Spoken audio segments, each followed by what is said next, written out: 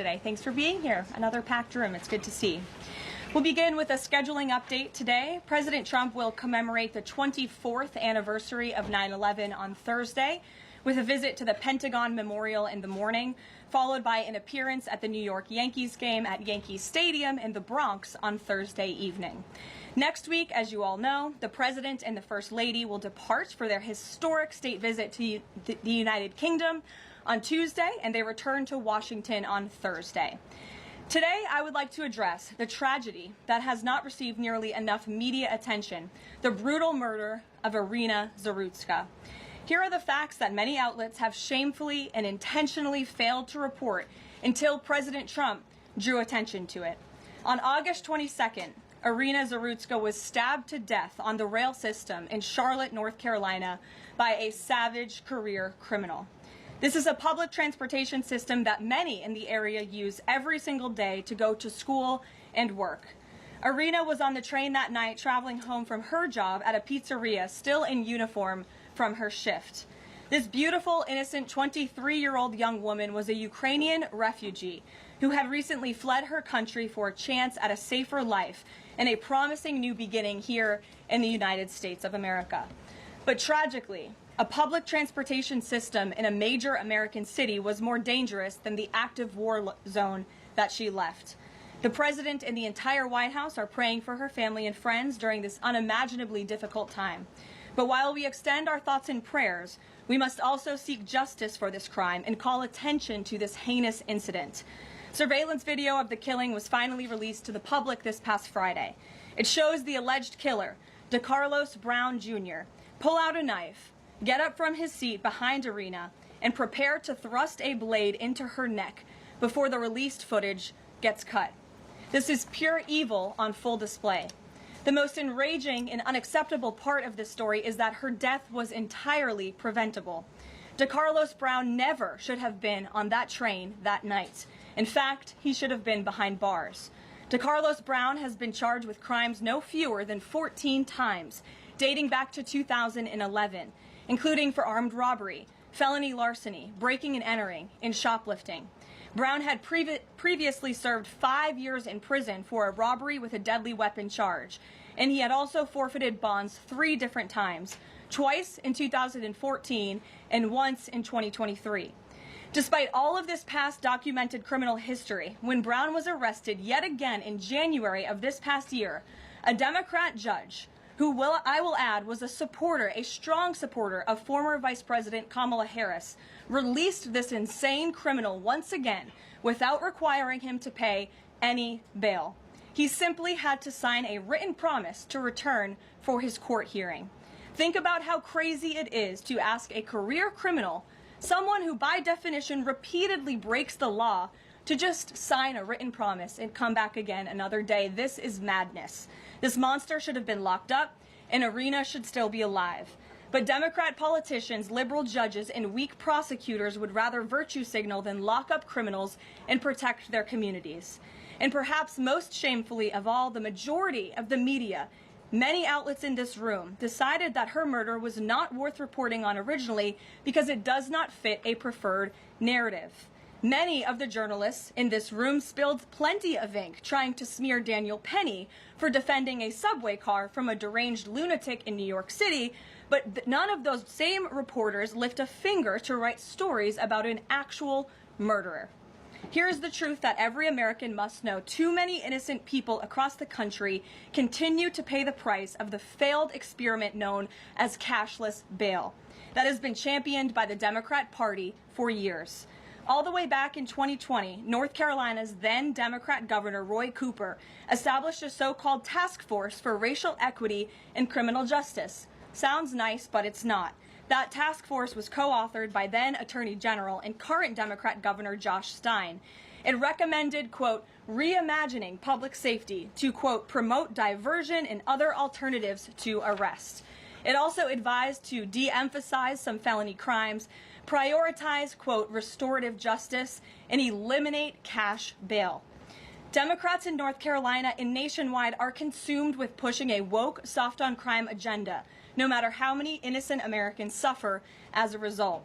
Instead of aggressively prosecuting and locking up violent criminals, the Democrat-backed cashless bail approach lets these criminals roam free in our country to offend again and again.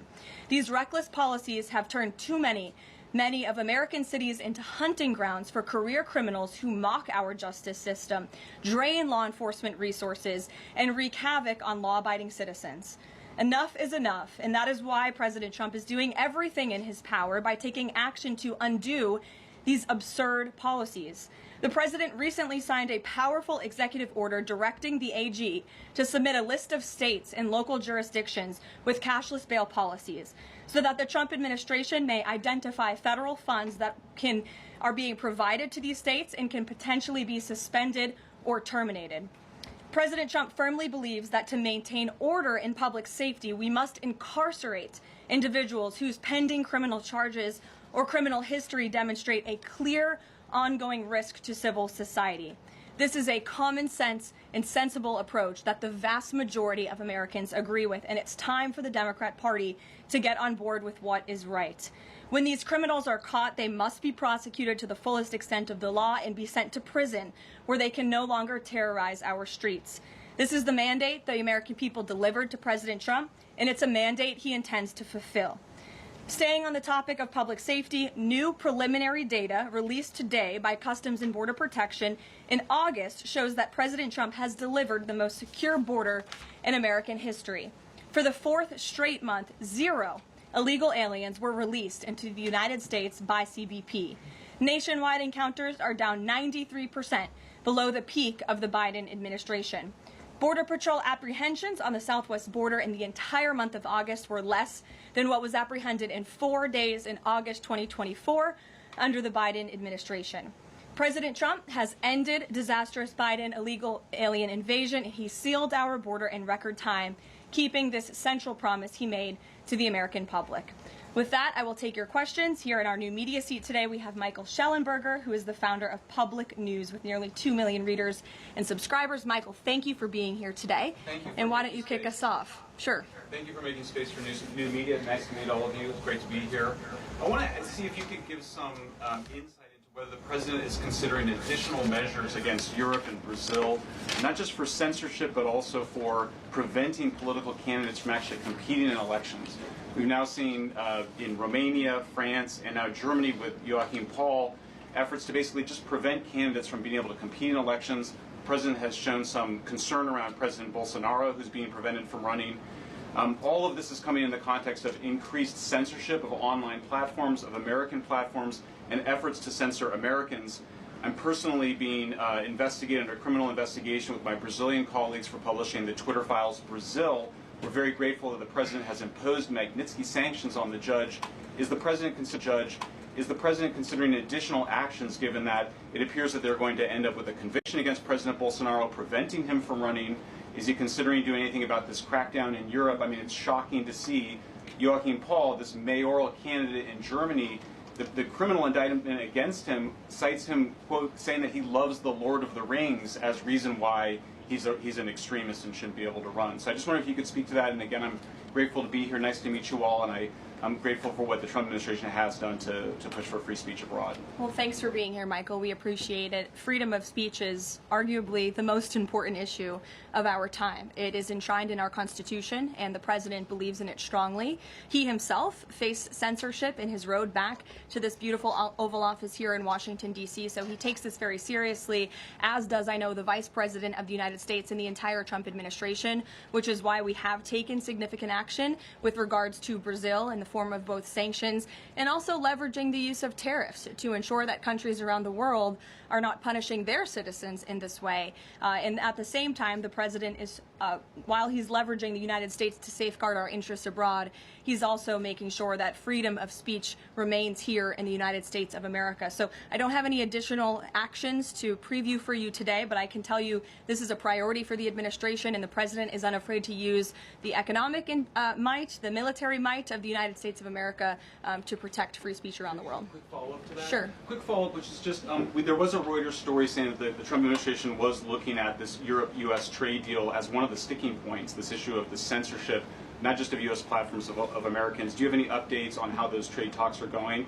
And I also wonder if the president is concerned about NATO membership. NATO membership requires that you be a democracy and you have free speech. Is it possible that some of these actions that we've seen in Romania, France, and Germany would disqualify those countries from being in NATO after this? I have not heard the president discuss NATO membership in regards to this issue in particular, but I have heard him discuss the issue of free speech and the importance of free speech with foreign leaders around the world, including the Prime Minister of the United Kingdom. When we were in Scotland, the president brought this up and how important it is for the Prime Minister to protect free speech in the UK and in various conversations with other world leaders. So he brings it up, and I think the entire world knows that this is a priority for the President of the United States. Gabe. Thank you, Caroline. Regarding the Israeli strike in Doha, how much time or how much of a heads up did the U.S. get, and does the president support the strike? Sure. Well, I have a statement to read for all of you with respect to the Israeli strike in Doha, and here it is. This morning, the Trump administration was notified by the United States military that as Israel was attacking Hamas, which very unfortunately was located in a section of Doha, the capital of Qatar. Unilaterally bombing inside Qatar, a sovereign nation and close ally of the United States that is working very hard and bravely taking risks with us to broker peace, does not advance Israel or America's goals. However, eliminating Hamas, who have profited off the misery of those living in Gaza, is a worthy goal. President Trump immediately directed Special Envoy Witkoff to inform the Qataris of the impending attack, which he did. The president views Qatar as a strong ally and friend of the United States and feels very badly about the location of this attack.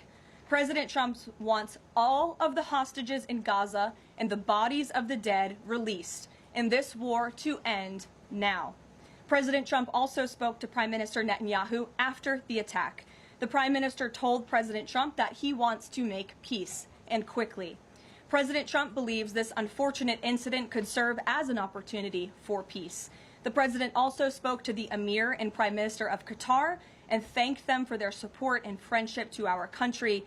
He assured them that such a thing will not happen again on their soil. And to be clear, the president disagrees with the location of the strike and that he passed that along to the Prime Minister Netanyahu.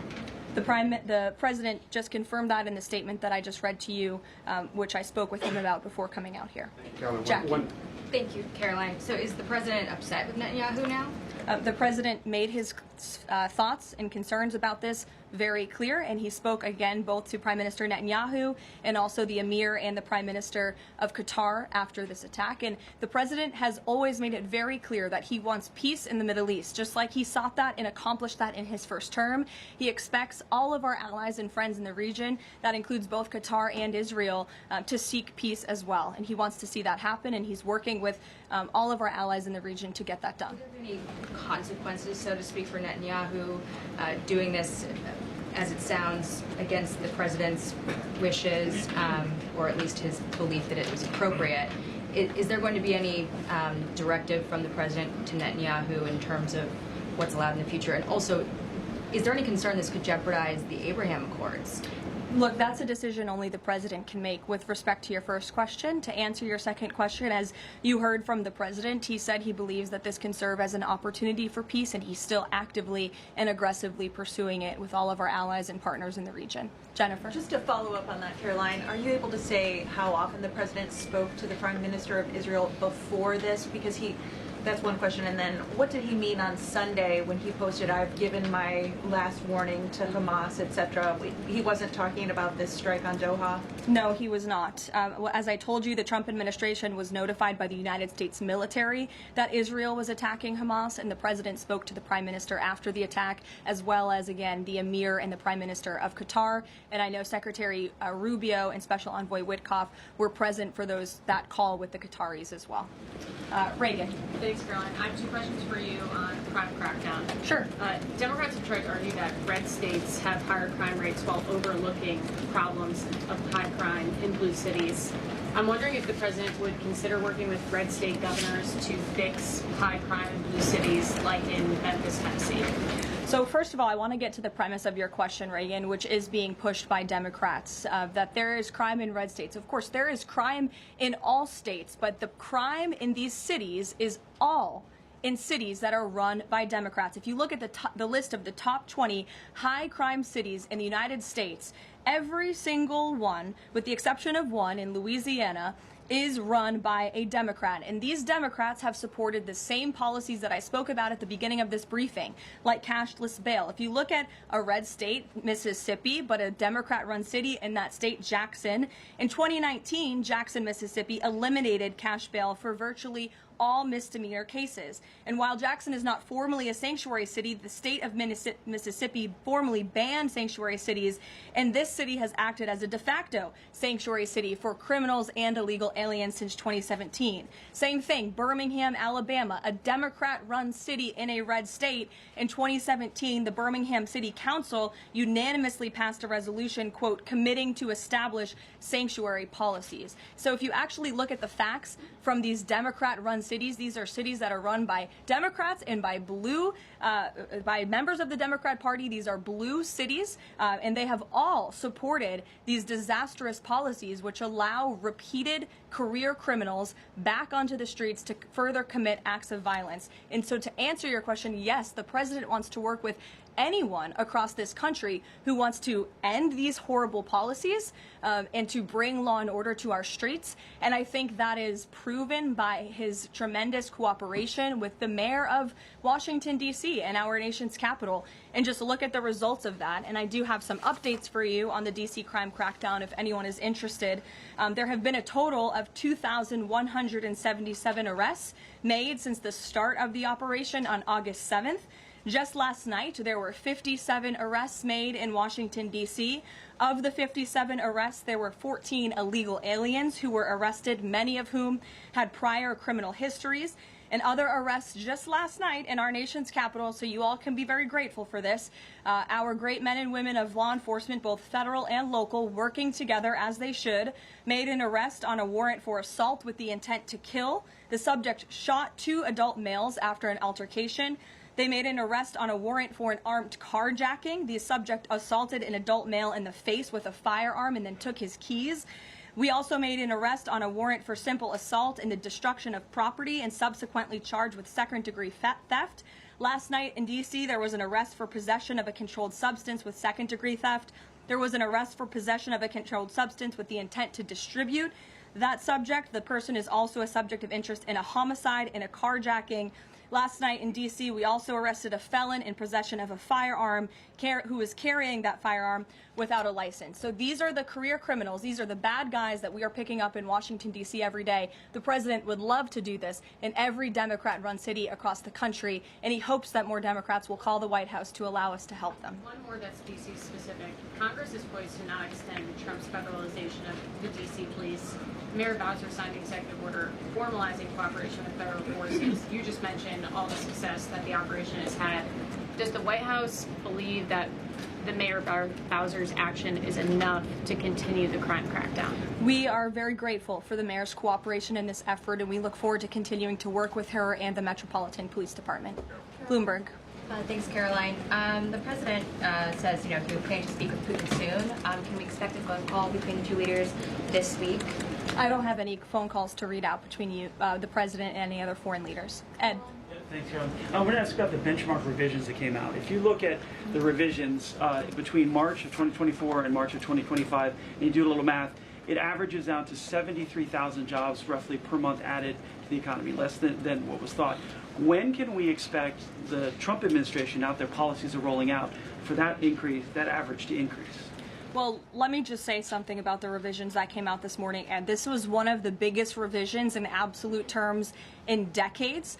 In the benchmark year, March 2024 to 2025, shows that the job growth was vastly weaker during the Biden administration than ever previously reported. Between this revision and last year's, job growth was actually overstated by approximately 2 million jobs. And the Biden administration stood up here and vouched for that data and told you that data was real. And when President Trump calls into question the veracity of that data, like he did before he took the oath of office and even now as President of the United States, States, he was ridiculed for that. And turns out this revision proves two things. Number one, the president was right, and this is why we need new leadership at the Fed.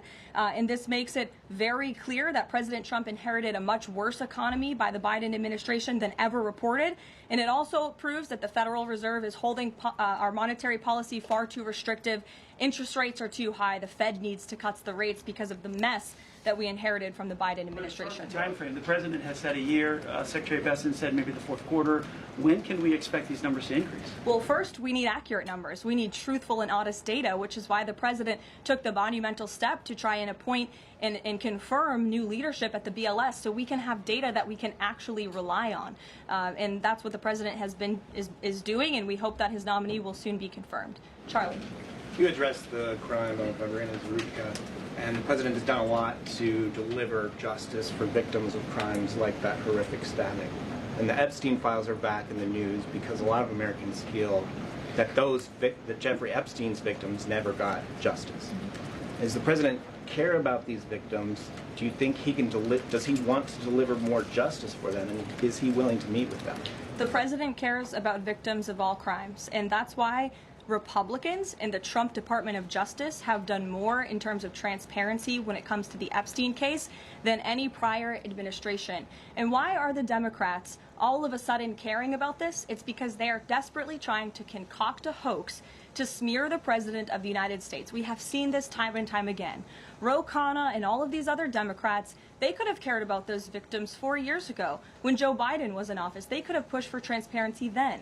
Unfortunately, the Democrats are using victims as political pawns to try to smear and to push a hoax against the President of the United States. And I will get you numbers on the amount of child predators that this administration and this FBI and this Department of Justice have locked up under President Trump's leadership. We have done more than any president to protect victims of crime, especially disgusting, heinous sexual crimes, and that includes the deportation of illegal aliens who are perpetrating these crimes against innocent victims in our country right now today, and that remains a top priority for this administration. Does the president, will he meet with the victims? On the Doha strikes, did the president speak with Netanyahu before they were carried out? Did he urge him to not go through with it, or did they only speak afterwards? Again, I read you a statement. The Trump administration was notified by the United States military that Israel was attacking Hamas. The president directed his special envoy Witkoff to immediately call the Qataris, and after the attack, he spoke to Prime Minister Netanyahu. Behind you. Thank you. Go ahead. About the Epstein case, would the White House support a professional handwriting expert review of the document released yesterday to prove that it's not the president's signature? Sure, we would support that. And in fact, I have already seen many forensic analysts of signatures coming out. I believe it was the Daily Signal that published a piece with 3 separate signature analysts who said that this absolutely was not the president's authentic signature. And we have maintained that position all along. The president did not write this letter. He did not sign this letter. And that's why the president's external legal team is aggressively pursuing litigation against the Wall Street Journal, and they will continue to. Christian. Thanks, Caroline. Following up on Ed, now that we have these revised jobs numbers, is the president concerned at all that price spikes, stemming from his tariffs through the end of the year might actually be driving the country towards a depression or a recession? What I'm asking is he committed to these policies now that we know how faulty the jobs data was? The president is committed to his policies because his policies are working, Christian. And there have been a lot of people fear-mongering about inflation in this room, but it just has not come to fruition. On a monthly basis, CPI inflation has now come in at or below the market's expectation for 6 consecutive months every month that President Trump has been in office. Overall, inflation has run at a 1.9% average pace in the president's first 6 months in office. I would have told all of you that in January, you would not have believed me, but those are the facts and those are the numbers. And we also see many other positive signs in economic indicators like real GDP. In the second quarter, it was revised up to 3.3%. That beat the market's expectation. We know there's a capital spending boom right now, which we know is one of the greatest economic indicators of job growth. We know wages are increasing at a far faster pace than they were under the previous job growth. We know wages are increasing at a far faster pace than they were under the previous administration. We see productivity in the second quarter was also revised up to a strong 3.3%. and total industrial production, factory output also surged. All of this means the economy is moving, people are working, people are spending money. You look at consumer spending, that is also ticking up and in the right direction. And a large part, it's because of the incredible work the president has done in terms of energy and unlocking our energy dominance in this country. Again, these jobs, the numbers from the BLS today prove that the economy was an absolute mess, and we are working every single day to fix it, and all of those indicators I just read for you are positive sign of what is to come. Just one more quickly on Sure, trade, Danny. Just wanted to get a bit of clarity on the sequence of events for the Doha attack and the notification. You said that the U.S. military notified, if I got it right, the Trump administration was notified by the U.S. military. That's right. Was the U.S. military notified by the Israeli military, or did the U.S. military detect an incoming Israeli attack on Qatar? The U.S. military notified the White House and the President of the United States. That's all I have to share for you on that, Danny. Thank you. Jeff. Also following up, you said that the president assured the leaders in Qatar that this would never happen again. Did he say that to the Prime Minister of Israel, and did Prime Minister Netanyahu agree to that? The president told that to the emir and the prime minister of Qatar, and the president also overstressed the importance of peace in the region in his conversation with Prime Minister Netanyahu as well. And Prime Minister Netanyahu told President Trump he wants peace and he wants it quickly. That's what the president expects to happen. The president is very clear in the statement that he just had me read, and you will all see it out on Truth Social very shortly, I am sure. The whole world will see it. He wants all of the hostages released out of Gaza, and he wants this war to end. Those are two clear directives that the president is making very clear for the entire world to understand. Mary.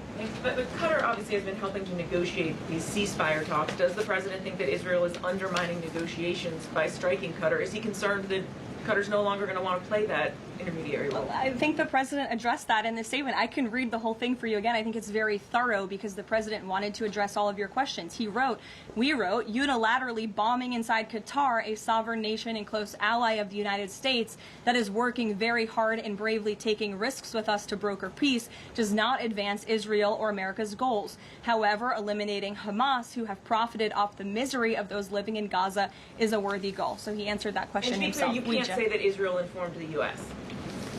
What I can tell you is the United States military informed the Trump administration. Ouija. Thank you. A quick follow on that. Can you tell us when the U.S. military was notified, given that the largest U.S. military base is in Doha? And then I have a question on D.C. crime. This morning, just before the attack, as I said earlier as well. Okay, thank you. And yesterday, the president spoke about D.C. crime and talked about how there was virtually none. And then he expressed frustration about things that take place in the home they call crime. He said, they'll do anything they can to find something. If a man has a little fight with the wife, they say this is crime. See, now I can't claim 100%. Exactly what crimes was the president referring to?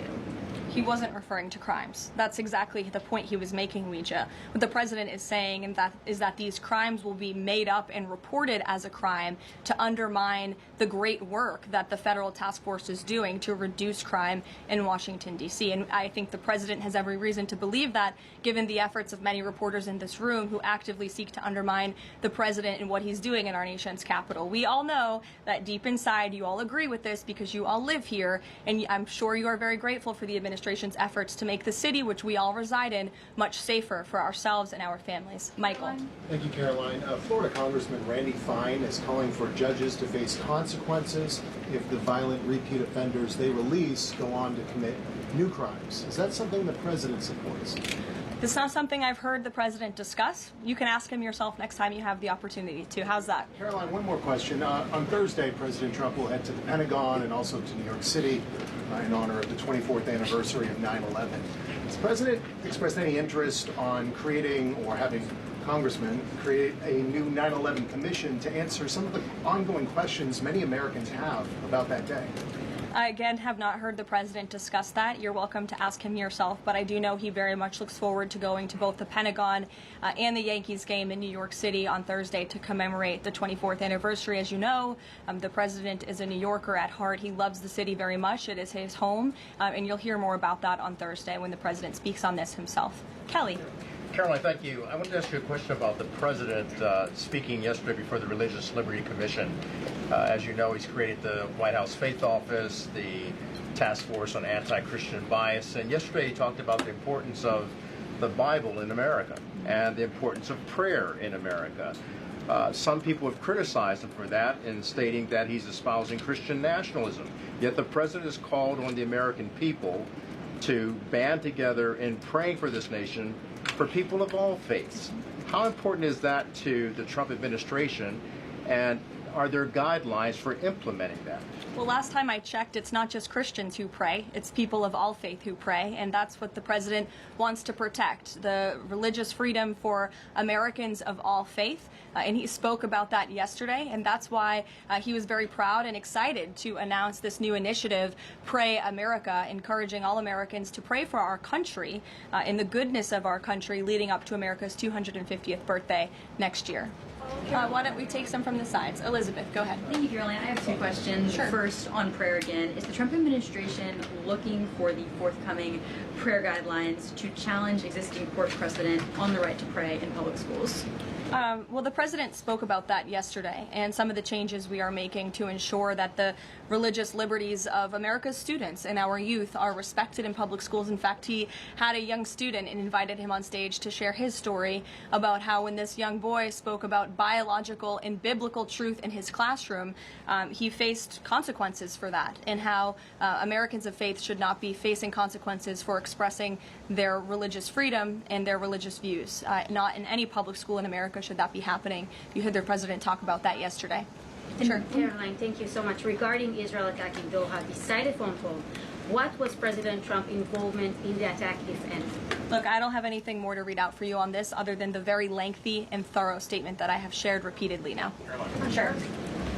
Go ahead. Thank you. After the Supreme Court ruling yesterday on the ICE raids in Los Angeles, some, particularly non-white U.S. citizens, are saying that they're going to begin carrying their U.S. passports with them at all times. What is the White House's response to Americans who are concerned about being swept up, as others have been already, in these enforcement actions? They should not be concerned, because this administration is focused on the detention and deportation of illegal alien criminals who broke our nation's immigration laws. And the Supreme Court upheld the Trump administration's right to stop individuals in Los Angeles to briefly question them regarding their legal status, because the law allows this, and this has been the practice of the federal government for decades. And the Immigration and Nationality Act states that immigration officers can briefly stop an individual to question them about their immigration status if the officer has reasonable suspicion that the individual is illegally present in the United States. And reasonable suspicion is not just based on race, it's based on a totality of the circumstances to review. And I will tell you, I spoke to our border czar about this morning, when ICE goes out to conduct a targeted operation to deport illegal criminals from our community, they are doing so with intelligence, they are doing so with law enforcement sources, they are doing so in most cases with the backing of local law enforcement who know exactly where these illegal alien criminals and drug traffickers and drug dealers are hiding in plain sight in American communities. And the men and women of ICE are doing everything they can to not only follow the law, but to enforce the law. And it's about time that has happened, because we had 4 years of an administration who completely ignored and evaded our nation's very clear immigration laws, and the Supreme Court has reaffirmed that. Thanks, Caroline. One of the other documents released by the House Oversight Committee contained a photo of Jeffrey Epstein holding an oversized check that was made out to him in the check from the president for $22,000 for a fully depreciated woman. I wondered if the president has any recollection of that, or what you guys make of that photo that was included in those documents. Did you see the signature on that check? It is not Donald Trump's signature. It is absolutely not. The president did not sign that check. But does he recognize the woman? Caroline, on the New York City election, is he considering... Well, I'll take both of you. Go ahead. So, first, is the president considering offering Mayor Eric Adams a job? If so, why? And does he think Curtis Lee was a serious candidate for New York City mayor? Look, the president has made it quite clear he wants this race to move forward in New York City. He does not want a communist to be running New York City, but as for weighing in on other individual candidates, I'll leave that to the president to do himself. Caroline, and then following up on Reagan's question, many of these highest crime cities in America, they're led by black mayors, including the three that you mentioned, Jackson, Memphis, Birmingham. So given that, what's your response to criticism from the left that Trump is targeting black mayors? Isn't he just trying to protect black people? The president is trying to protect all Americans from crime, and he wants to make all of our cities in America safe. And the fact is, the most dangerous cities in America are run by Democrats, overwhelmingly. And according to the FBI crime statistics, 19 of the top 20 cities with the highest murder rate are run by Democrats. And these high-crime, Democrat-run cities are driving up the crime stats in otherwise safe red states. So, of course, he wants to address this problem. He's made that quite clear. Mike Johnson, he came out and said that the president was an FBI informant. Do you know what he meant by that, if it's not true? I can affirm that is not true. I think the speaker was referring to the fact that President Trump kicked Jeffrey Epstein out of his Mar-a-Lago property for reasons the president has already discussed. John. Oh, thank you, Caroline. First of all, as a Washington, D.C. resident with my family, I just want to thank the administration for revitalizing safety here. In the last 3 weeks, it's been stunning. Well, I want to go to Virginia. All of a sudden, out of the blue, Winsome Sears has closed the gap on Abigail Spanberger. Got 4 issues. Coerced abortions in Fairfax County without telling mom or dad, no parents, girls going in boys' bathrooms on film, right? 2 of the young fellows get suspended for complaining about it. Virginia Beach man, an innocent man, is now died in a car crash by a drunk illegal going on the other side of the road, and now you got Spanberger's got these racist signs.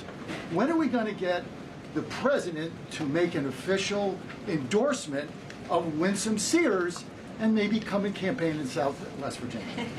Well, as you know, I'm very limited in what I can talk about when it comes to political endorsements and future elections from this government podium.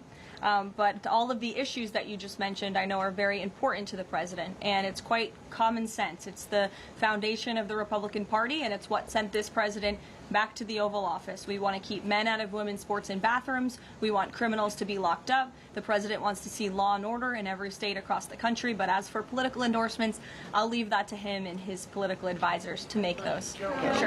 Haley. Thanks, Caroline. I have 2 questions for you, if it's okay. One on Doha and one on immigration and crime. Sure. On Doha, ahead of the strike we saw today, did the administration at any point try to dissuade the Israelis from the potential for an action like we saw today? Again, I have answered questions repeatedly on this. I have a very lengthy statement which we will release after this briefing for all of you to read and to report on once again.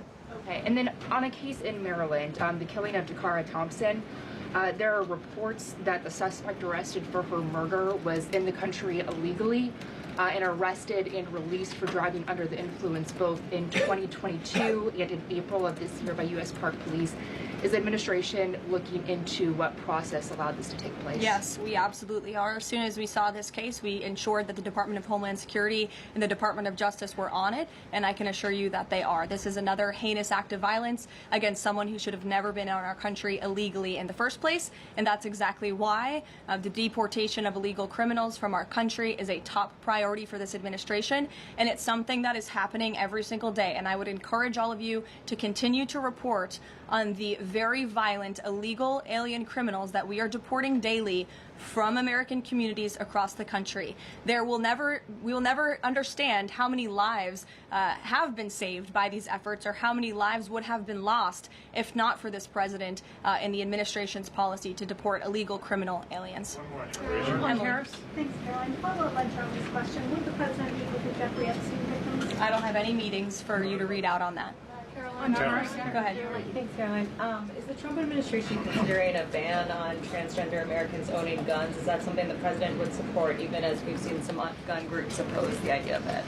I saw reporting on this. I understand there were very preliminary, low-level discussions about this at the Department of Justice, and then sometimes those discussions are reported as fact. I'm not tracking any potential actions on this front, and I'll let the president weigh in on that. It's a policy decision, and it's far too early or would be premature, inappropriate for me to weigh in on it at this point in time. Behind you. Go ahead. After the immigration raid at the plant in Georgia on Friday, the president said over the weekend that he's open to some kind of changes in perhaps rules or visa rules or law that would prevent something like that happening in the future for skilled workers to train American workers. That's right. Can you confirm that and that the administration supports those changes, and what exactly would that look like? Well, the president said it himself in a statement that he put out on Sunday night, where he is very grateful for foreign companies from around the world and the investments that they are making right here in the United States of America. And he understands that these companies want to bring their highly skilled and trained workers with them, especially when they're creating very niche products like chips, or in this case in Georgia, like batteries. But the president also expects these foreign companies to hire American workers, and for these foreign workers and American workers to work together to train and to teach one another. And so he expects these foreign companies to hire American labor. We want Americans to have these jobs. Americans need these jobs, but he also understands the need for these companies to bring over their workers who already have these skills. So I think it's a very what those changes might be? I think it's a very nuanced and responsible and sensible approach for the president to take, and I know that the Department of Homeland Security and the Department of Commerce are working on this matter together. I would defer you to them for any further action on this front. Caroline, thank you. Just I want to follow up on something you said. You said the Epstein documents are a hoax that Democrats are perpetrating against the president. You've said he didn't sign that check, that he didn't sign the birthday card that he allegedly signed. So what is the theory, since these documents came from the Epstein estate? Who is I guess in your view, faking these documents? I did not say the documents are a hoax. I said the entire narrative surrounding Jeffrey Epstein right now that is absorbing many of the liberal cable channels on television is a hoax that is being perpetuated by opportunistic Democrats like Ro Khanna and the others whom you saw on that press conference outside of Capitol Hill, who are trying to push this hoax against the President of the United States. What exactly is the hoax? I'm just trying to understand what's fake. What's fake is not the documents. The hoax is the Democrats pretending to care about victims of crime when they do not care about victims of crime, when they have done nothing to solve crimes, when they have done nothing to lock up child pedophiles and child rapists across the country, and when they are now using victims as political props to try and, again, smear the President of the United States and drag on this bad story about him. It is a distraction. The Democrats view this story as nothing more than an attempt to distract from the accomplishments and the achievements of this administration. And that is what we mean when we call it a hoax. If he didn't sign these, if you said he didn't sign the birthday card, he didn't do this, he also didn't do the check, those were in documents from the estate. So what is the working theory as to why he's in them? The president has one of the most famous signatures in the world, and he has for many, many years. You know that, Maggie, you've covered him for a long time, long before he assumed this office when he was a businessman in New York. The president did not write that letter. He did not sign those documents. He maintains that position, and that position will be argued in court by his lawyers. The president is very confident he is going to win this case. Carolina. Thank you. Is the president planning to meet with Eric Adams in New York, maybe at the Yankees game? And has he personally talked to him about the race? I am not tracking any meeting with Mayor Adams at this time, but if that happens, I'm sure the New York Post will be one of the first people to know about it. I'll take a couple more questions. Why don't we go to the back? Tom Dempsey with News Nation. Regarding the growing U.S. military News presence... Nation, all the way in the back. Regarding the U.S. military, the growing U.S. military presence in the Caribbean, when asked directly about possible future military action, President Trump responded, "You're going to find out." What could the U.S. public expect of that situation moving forward, and what sort of ongoing threat does Trendejo Agra? I think it would be very unwise of me to preview what the president meant from this podium, but I think what the heart of what the president was saying, I know what the heart of what the president was saying in this administration believes, is that the regime in Venezuela is illegitimate, and it is unacceptable to this president and this administration to traffic illegal, deadly drugs into the United States of America.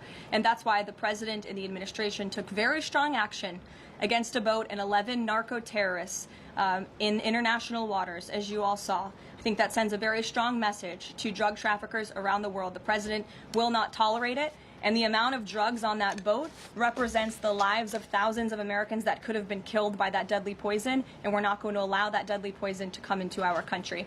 The president will be signing a proclamation in the Oval Office later this afternoon, and we will see you all later. Thank you. Thank you.